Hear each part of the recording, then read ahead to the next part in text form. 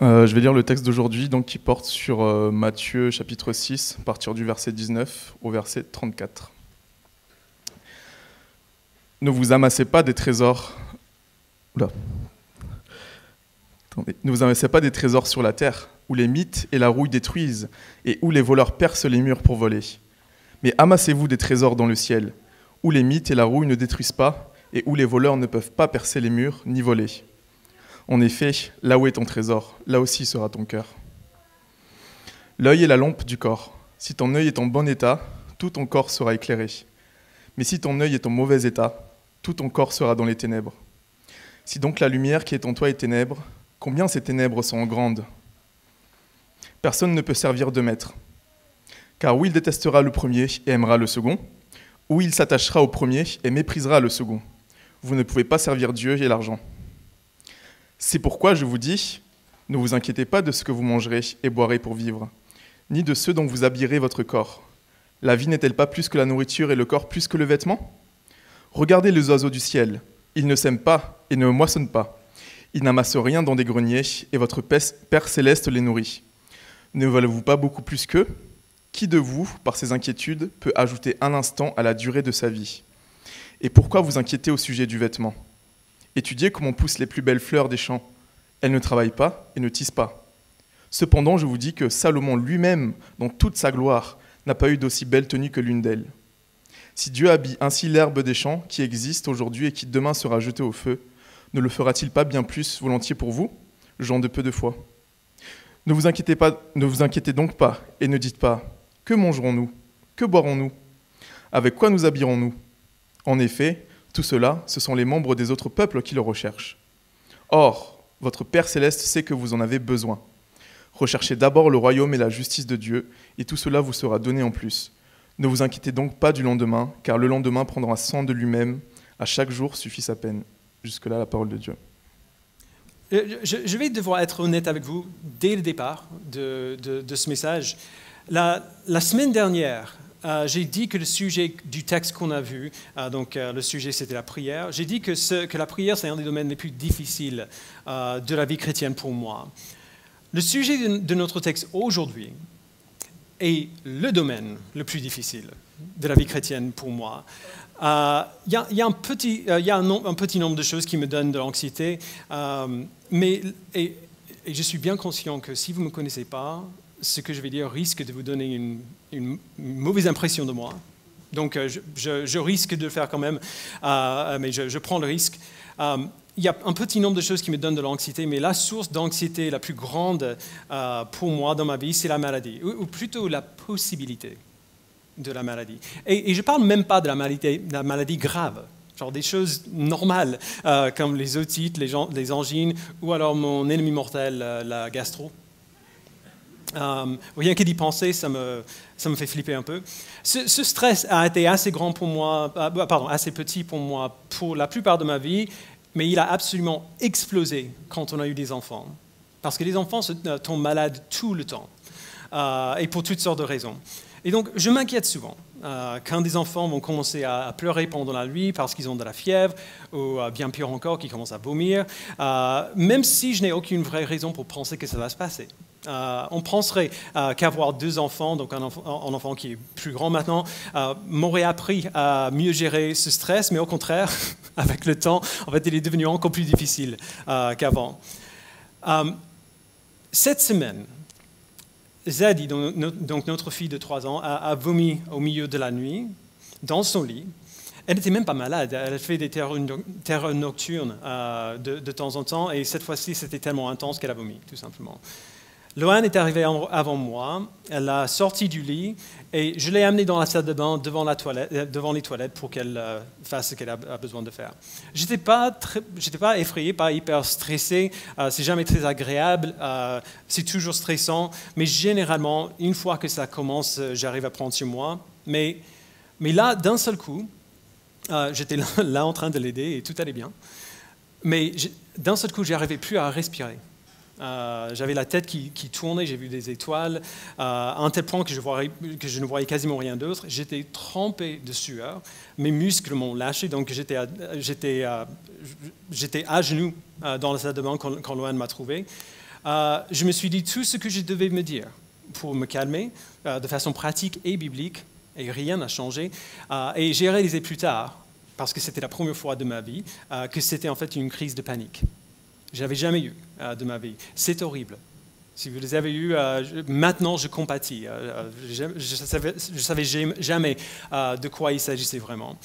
Je vous dis tout cela parce que le lendemain, je me suis assis pour préparer ce message.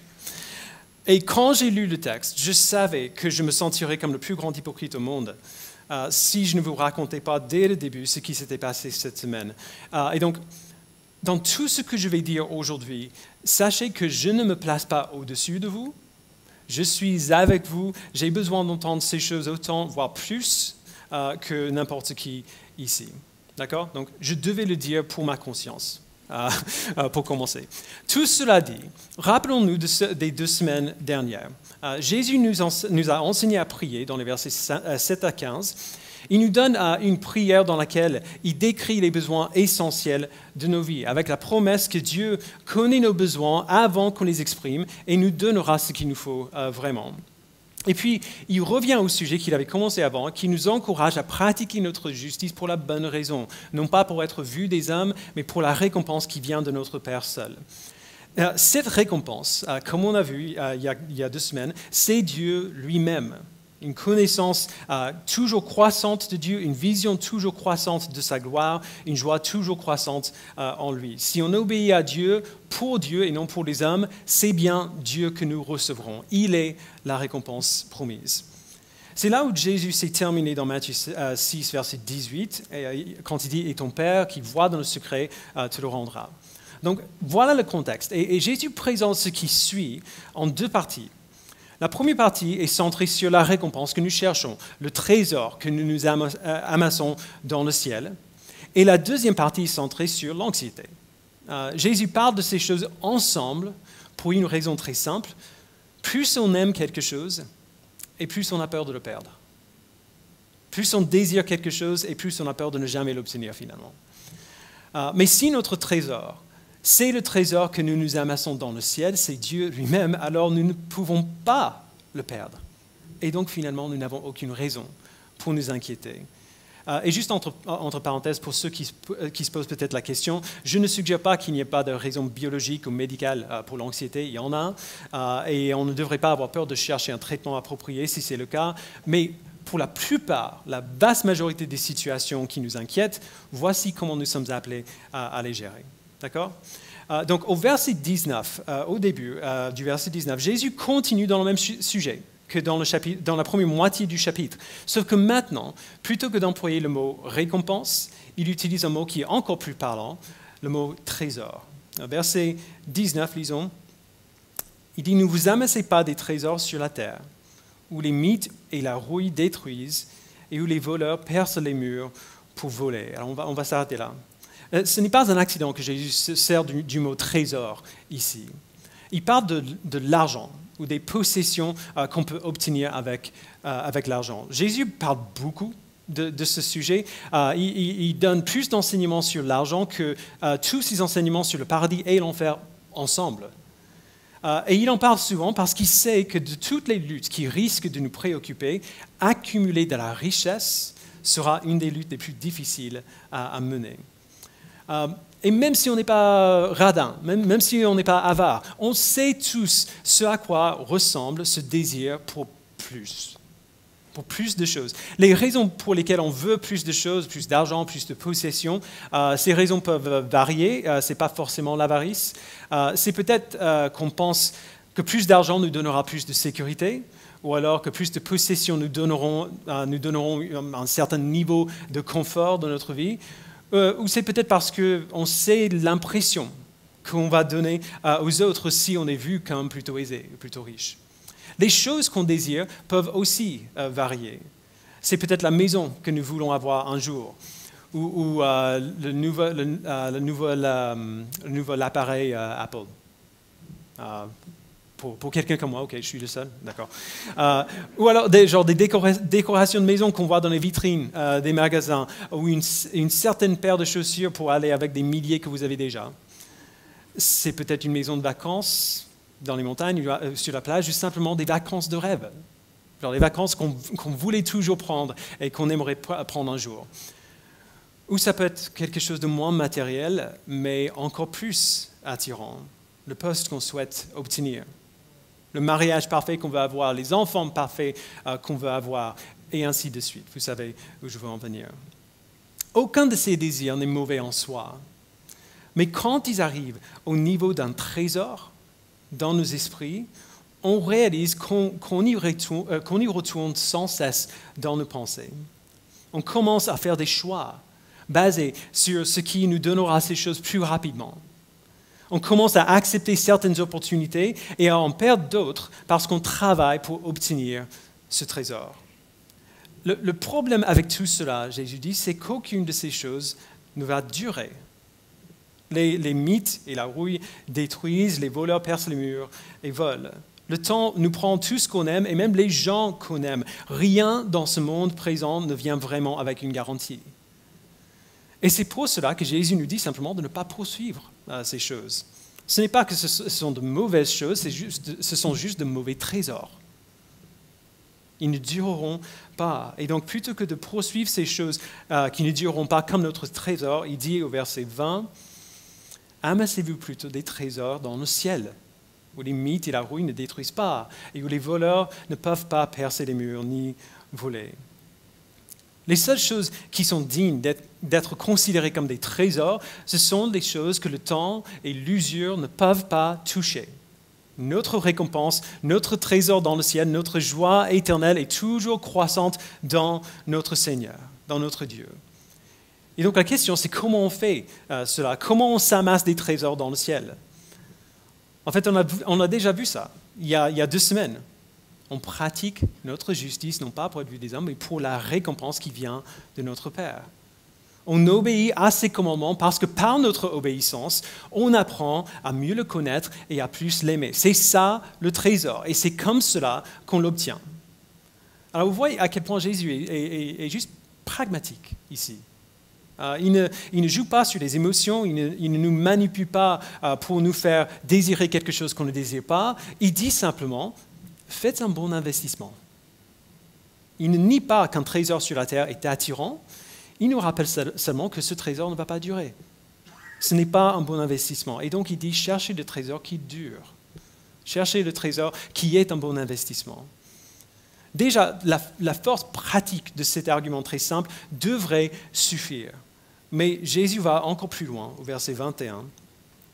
Il dit, en effet, là où est ton trésor, là aussi sera ton cœur.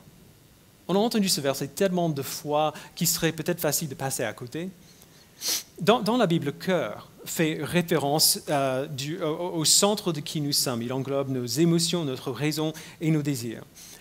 Si je veux, et j'ai déjà dit ça 1000 fois, donc si vous êtes à la connexion depuis un certain temps, vous le saurez, si je veux te connaître, si je veux savoir où est vraiment ton cœur, il ne faut pas savoir quelle décision tu as faite pour Christ, quelles sont vos convictions, ou ce que tu sais, ou ce que tu crois. Si je veux vraiment savoir où est ton cœur, la question que je dois te poser, c'est qu'est-ce que tu veux? Qu'est-ce que tu aimes? Pour connaître l'état de notre cœur, on n'a pas besoin de chercher plus loin que la chose que nous voulons plus que tout. Quel est notre trésor? Ou pour le dire autrement, nous ne possédons pas notre trésor nous possède. Si quelque chose devient notre trésor, nos cœurs suivront automatiquement. Verset 22, il dit « L'œil est la lampe du corps. Si ton œil est en bon état, tout ton corps sera éclairé, mais si ton œil est en mauvais état, tout ton corps sera dans les ténèbres. Si donc la lumière qui est en toi est ténèbres, combien ces ténèbres seront grandes ?» Alors ça semble un peu mystérieux, c'est une image qui nous parle peut-être pas autant aujourd'hui qu'à l'époque de Jésus, mais dans cette image, Jésus dit exactement la même chose qu'il a dit au verset 21. « Là où il y a ton trésor, là aussi sera ton cœur. » Les yeux sont notre moyen de voir où nous allons et ce que nous faisons. Ils laissent littéralement entrer de la lumière. Ce que nous voyons plutôt, détermine où on met les pieds, où on met les mains, et ainsi de suite. Les yeux dans la Bible sont souvent une image qui est parallèle à celle du cœur. Les yeux parlent de la cible de notre attention et le cœur parle de la cible de notre affection. Jésus dit simplement que si nos yeux, si notre attention sont focalisés sur les choses justes, nous grandirons dans la justice. S'ils sont focalisés sur les choses injustes, nous grandirons dans l'injustice. Les choses auxquelles on fixe notre attention, les choses qu'on poursuit, formeront ce que nous aimons. Et nos cœurs suivront toujours ce qu'on aime. Ce que nous désirons le plus, notre trésor règne sur nous. Et c'est ça qu'il dit au verset 24. Personne ne peut servir deux maîtres, car ou il détestera le premier et aimera le second, ou il s'attachera au premier et méprisera le second. Vous ne pouvez pas servir Dieu et l'argent. Nous voulons pouvoir dire que Dieu est notre roi, que Dieu est notre maître, mais quand même, si on est honnête, on doit souvent avouer qu'il y a pas mal de choses qu'on aime plus que lui. La vérité assez terrifiante, je trouve, c'est que ce qu'on aime le plus commence comme notre trésor, mais devient notre maître. L'argent est censé nous servir à quelque chose que nous maîtrisons afin de vivre, mais il devient facilement un tyran qui contrôle nos décisions et qui influence notre comportement. Et si ce n'est pas l'argent en soi qui vous attire, remplacez l'argent par ce que vous aimez le plus, que ce soit l'argent ou une maison, ou un emploi, nos familles. Ce qu'on désire le plus règne sur nous. C'est aussi vrai pour Dieu. La seule différence, c'est que Dieu est un bon maître. C'est un maître qui veut et qui donne ce qu'il y a de meilleur pour nous. Alors, soit on sert l'argent, notre trésor terrestre, soit on sert Dieu, notre trésor dans le ciel. Il n'y a pas d'autre choix. On peut servir Dieu tout en ayant de l'argent, on peut servir Dieu avec notre argent, mais on ne peut pas servir Dieu et l'argent en même temps. Pourquoi? Parce que si deux choses différentes font compétition pour notre amour et notre désir, nécessairement on aimera l'un plus que l'autre. Et notre amour pour l'un nous fera détester l'autre parce que l'autre va lutter pour nous détourner de ce qu'on aime, de celui qu'on aime le plus. Soit on est maîtrisé par l'argent ou quoi que ce soit d'autre et on ignorera Dieu parce que Dieu nous dit de l'aimer lui plus qu'on aime toutes ces autres choses. Soit on est maîtrisé par Dieu et on met toutes ces autres choses, notre argent, nos possessions, nos emplois, nos familles, au service de son royaume. Mais on ne peut pas faire les deux en même temps. On ne peut pas avoir un pied de chaque côté de cette ligne. Là où est notre trésor, là aussi sera notre cœur. Alors Jésus vient de nous donner ce long encouragement de chercher le bon trésor. Non pas la récompense qui vient de l'homme, non pas la satisfaction qu'on trouve dans les choses de cette terre, peu importe combien ces choses sont bonnes, mais plutôt de chercher le trésor, de connaître Dieu et d'aimer Dieu de plus en plus et pour toute l'éternité. Il est absolument vital que nous ne lisions pas la prochaine partie du passage, versets 25 à 34, en dehors de ce contexte, comme on fait souvent. Tout ce que Jésus a dit sur notre trésor dans le ciel informe ce qu'il dit par la suite. Et on le sait parce qu'il commence le verset 25 en disant « c'est pourquoi ». À chaque fois que vous voyez un truc comme ça dans la Bible, c'est pourquoi ou donc, et par conséquent, c'est qu'il faut regarder ce qui a précédé. C'est pourquoi, parce que vous amassez des trésors dans le ciel et non sur la terre, je vous dis, ne vous inquiétez pas de ce que vous mangerez et boirez pour vivre, ni de ce dont vous habillerez votre corps. Je vous l'ai dit au début, c'est très difficile pour moi, de manière générale. Naturellement, depuis toujours, je suis quelqu'un d'anxieux. Je m'inquiète pour mes finances parce que Paris, c'est cher. Je m'inquiète de ce que les gens vont penser de moi, surtout les gens que j'aime. Je m'inquiète des accidents de voiture, c'est pour ça que je conduis comme un papy.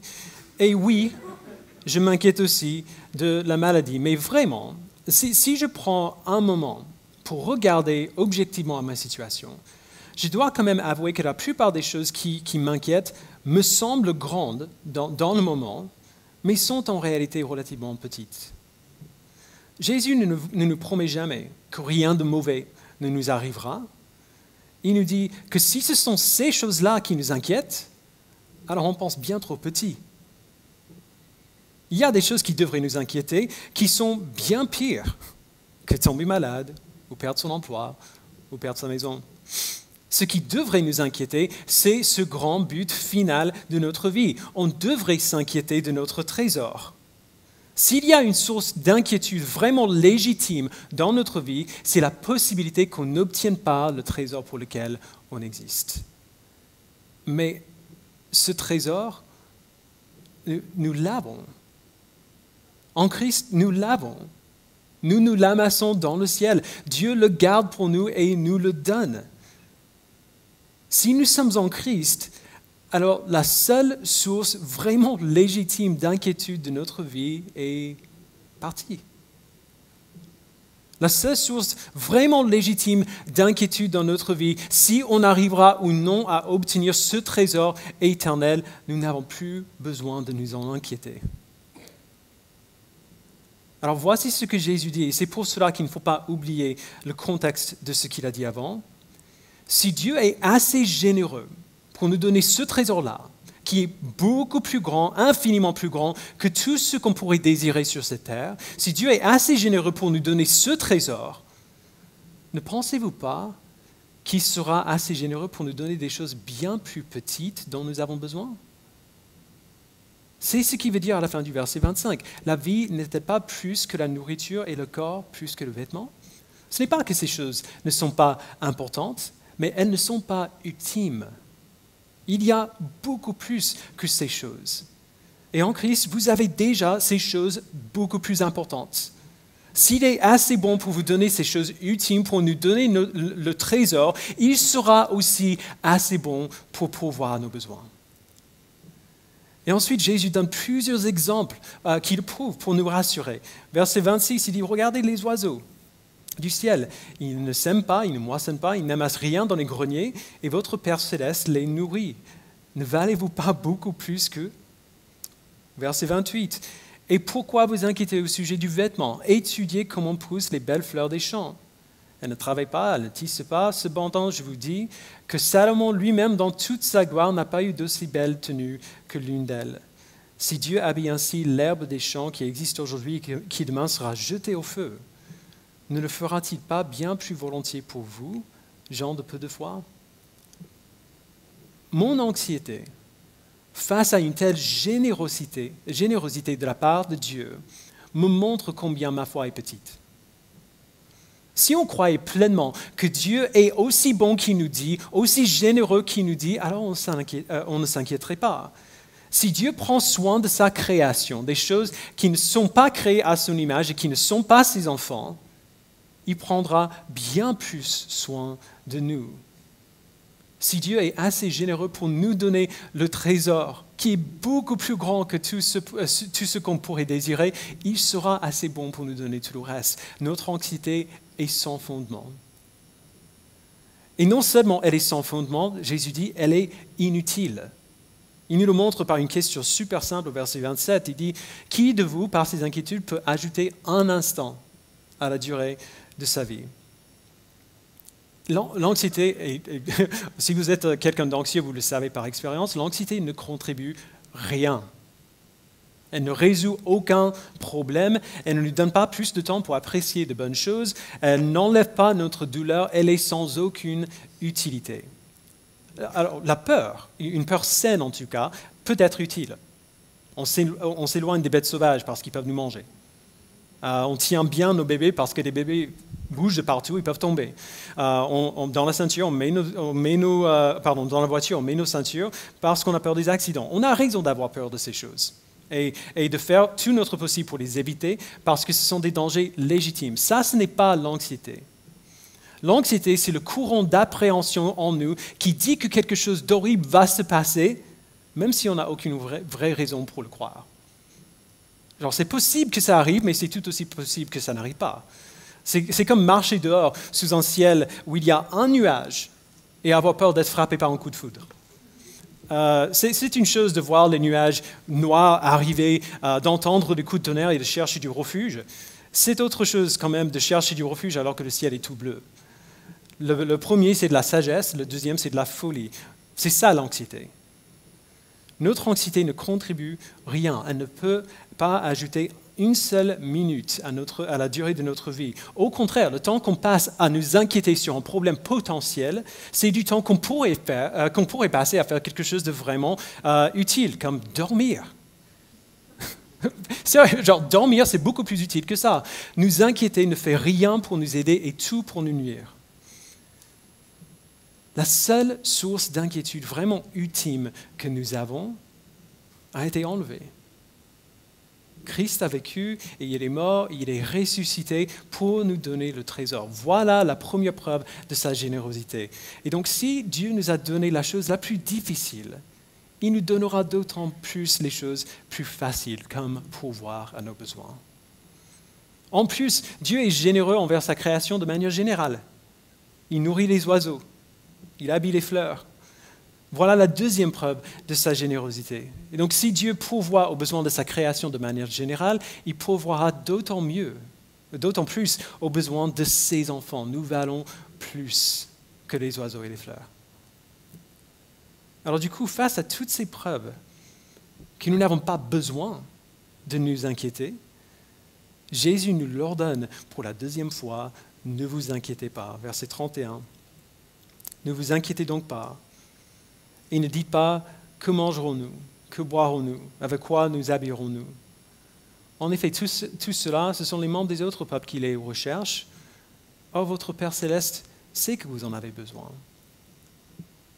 Nous nous demandons souvent comment Christ peut nous ordonner à faire des choses qu'on ne peut pas contrôler. On ne peut pas s'empêcher de nous sentir anxieux quand l'anxiété vient sur nous. Et donc, du coup, à quoi bon ce commandement? Comment on fait?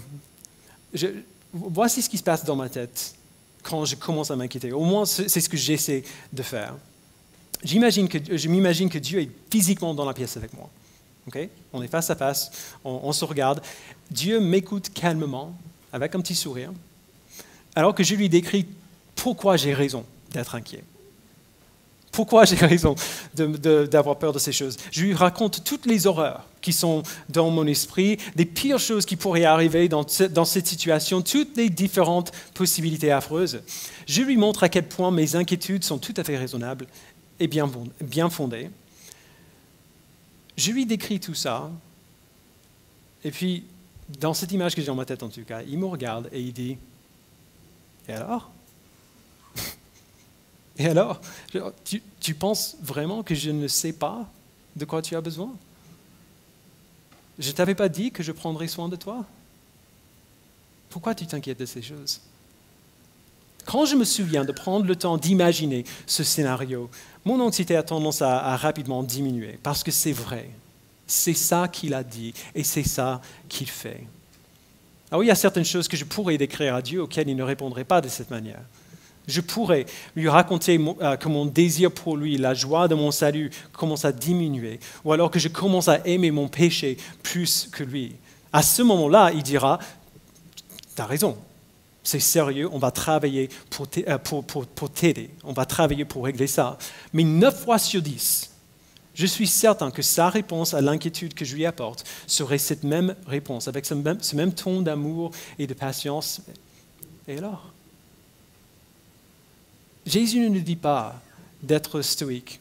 Il ne nous dit pas de ne pas ressentir ce qu'on ne peut pas ne pas ressentir, si vous voyez ce que je veux dire. Il nous dit de ne pas y céder.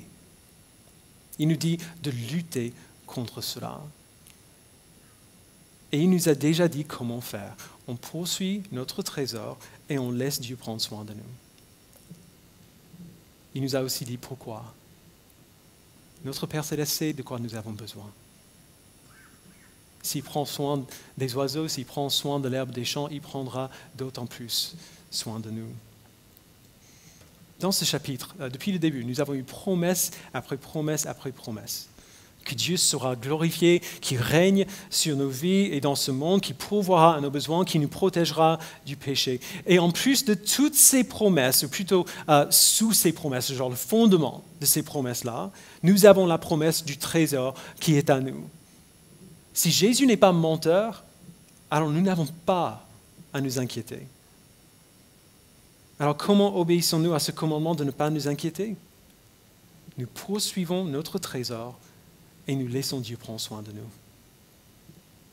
Nous travaillons sur le trésor et on laisse Dieu travailler sur tout le reste.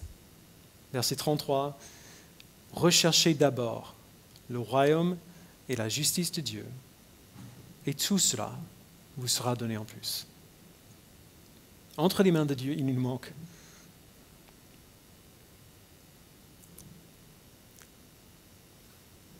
Il ne nous manque jamais rien. Entre les mains de Dieu, il ne nous manque jamais, strictement rien. Vous avez peut-être l'impression que vous n'avez pas ce qu'il vous faut aujourd'hui, c'est faux. Peut-être que vous n'avez pas ce dont vous aurez besoin demain, mais pour aujourd'hui, si vous êtes là, si vous êtes en Christ, vous avez aujourd'hui tout ce qu'il vous faut. Alors on n'a pas besoin de mettre tous nos efforts pour nous amasser des trésors sur la terre. On n'a pas besoin de donner toute notre énergie pour obtenir des choses que Dieu a promis de nous donner lui-même. On n'a pas besoin de nous inquiéter qu'on n'aura pas ce qu'il nous faut. La place mentale et émotionnelle que ces choses occupent est juste gigantesque. Et maintenant, en Christ, cette place est libérée afin qu'on poursuive ce qui compte vraiment. Son royaume, sa justice, apprendre qui il est, apprendre à être comme Christ, mettre notre foi à l'œuvre et découvrir que les commandements de Dieu sont en fait bons pour nous. Voilà ce qui occupe notre attention maintenant. Et on le fait en faisant confiance qu'alors que notre attention est ici sur ces choses essentielles, Dieu nous donnera tout ce dont nous avons réellement besoin. On n'aura peut-être pas tout ce qu'on veut, mais on aura toujours ce qu'il nous faut. Et c'est pour cela que Jésus se termine ainsi au verset 34. « Ne vous inquiétez donc pas du lendemain, car le lendemain prendra soin de lui-même. À chaque jour suffit sa peine. » On vient d'apprendre la semaine dernière à prier. Donne-nous aujourd'hui notre pain quotidien. Si on croit réellement que Dieu pourvoira à chaque besoin d'aujourd'hui, nous serons capables d'être libérés de l'anxiété au sujet de demain. Demain, il prendra soin de moi, tout comme il a pris soin de moi aujourd'hui. Cherchons le trésor et laissons Dieu s'occuper du reste. Travaillons dur, mais faisons cela pour lui, parce que ça l'honore, et non pas parce qu'on s'inquiète de ne pas avoir ce qu'il nous faut. Planifions bien, mais faisons-le parce que c'est sage, et non pas parce qu'on a peur de ce qui se passera si on ne le fait pas. Et si les choses ne se passent pas comme on espérait, ne nous inquiétons pas. Notre Père sait de quoi on a besoin bien mieux que nous, et nous donnera ce dont nous avons besoin. Reposons-nous dans sa provision et attendons qu'il réponde, souvent de manière assez inattendue d'ailleurs. Il n'y a aucune meilleure manière, je pense, de terminer ce passage que de prendre notre communion ensemble. Pour être tout à fait transparent, je ressens vraiment le besoin aujourd'hui. Parce que lorsqu'on prend la scène, on se rappelle qu'en Christ, Dieu a pourvu à notre besoin ultime. Tous ces autres besoins auxquels il pourvoit coulent de source. Séparés de notre Créateur à cause de notre péché, on a besoin d'être réconciliés avec lui. On ne peut pas faire cela nous-mêmes parce que notre péché est toujours sur nous. Et donc Christ nous enlève ce péché et le place sur lui-même et il met à mort notre péché avec lui à la croix. Et en échange, il nous donne la vie parfaite qu'il a vécue, ce qu'il nous fallait pour être unis à Dieu. Cet échange a lieu par la grâce, par le moyen de la foi. Et quand elle a lieu, on a l'assurance que si Dieu a pourvu à ce besoin-là, genre le besoin ultime de notre vie, il pourvoira absolument à tout autre besoin. L'apôtre Paul dit dans Romains 8, 31, « Que dirons-nous donc de plus? Si Dieu est pour nous, qui sera contre nous? Lui qui n'a pas épargné son propre Fils, mais l'a donné pour nous tous, comment ne nous accorderait-il pas aussi tout avec lui ?» Quand on prend la scène, quand on prend la communion, on se souvient de cette vérité et on se la rappelle les uns les autres. On se rappelle de comment Dieu a pourvu à notre besoin ultime afin de nous rassurer que tous les autres besoins, il s'en occupera aussi. Alors prenons le pain qui représente le corps de Christ brisé pour nous et la coupe qui représente son sang versé pour nous, et demandons à Dieu de nous rappeler ce matin, par cet acte communautaire que nous faisons, de nous donner l'assurance de sa grâce pour pourvoir à ce besoin et à tout autre besoin en même temps. Parce que c'est ça qu'il a promis. Je vais prier dans un instant, je vais demander aux personnes désignées à venir se préparer à distribuer les éléments.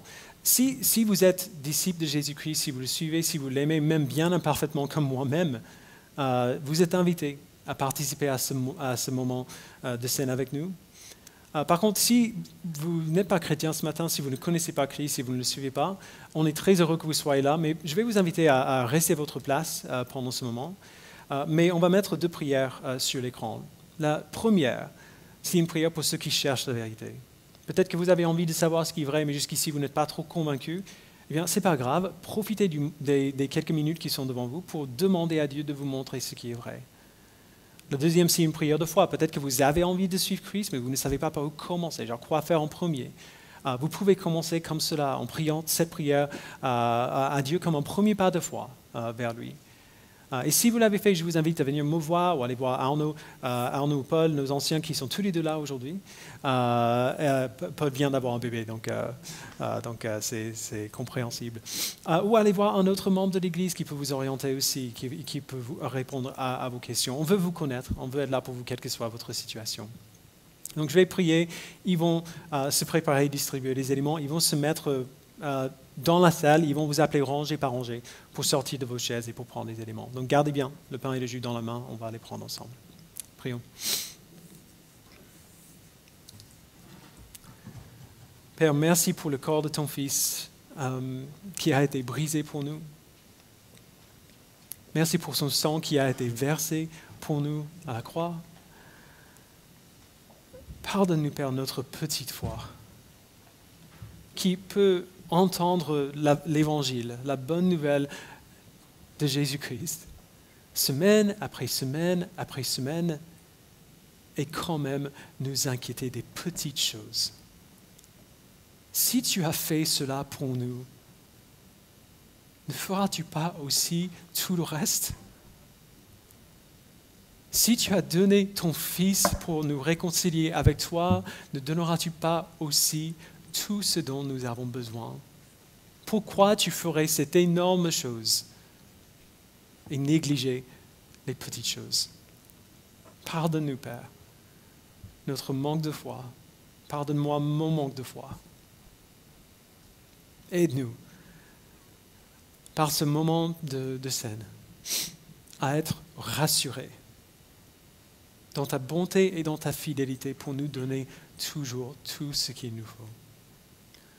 Au nom de ton Fils, nous le prions. Amen.